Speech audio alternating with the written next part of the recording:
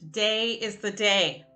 I am an intensely curious person, especially about mysterious and esoteric things. I'm a Scorpio, and I've been wanting to go deeper into studying astrology since I started obsessing about it at age 15.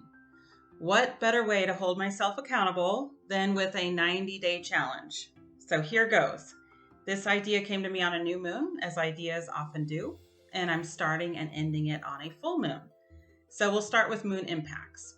From there, we'll explore different signs and types of signs, and then planets. After that, we'll get into birth charts with houses, aspects, nodes, and transits.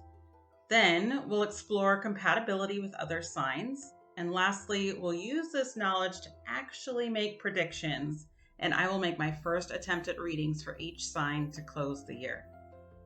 I hope you are as excited to get started as I am. Welcome along on this journey of learning. I'd love to hear your expertise and questions in the comments as we go along. And also, this will obviously be just a scraping of the surface overview. I do not intend to insult any practitioners of the trade who have spent their lives in dedicated study to this incredible art. There's so much more to astrology than I can possibly give justice to, but let's just see what we can cover in a general sense. So, to get us started, here is a brief history of astrology. Astrology was supposedly developed around 5,000 years ago, although one could imagine that it was started much earlier. It was first documented in Mesopotamia around 3000 BC and in ancient Egypt around 1500 BC.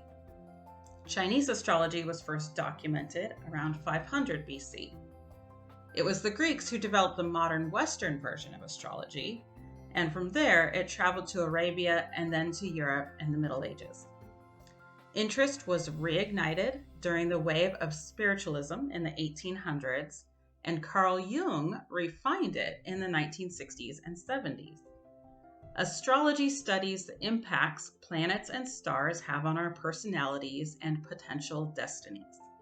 Although astrology has many skeptics, it isn't too far a stretch of the imagination to consider that if the moon can affect the tides as well as human behavior, that larger cosmic entities could also influence us. So, once again, I'm thrilled to have you with me on this journey, and I'll see you tomorrow.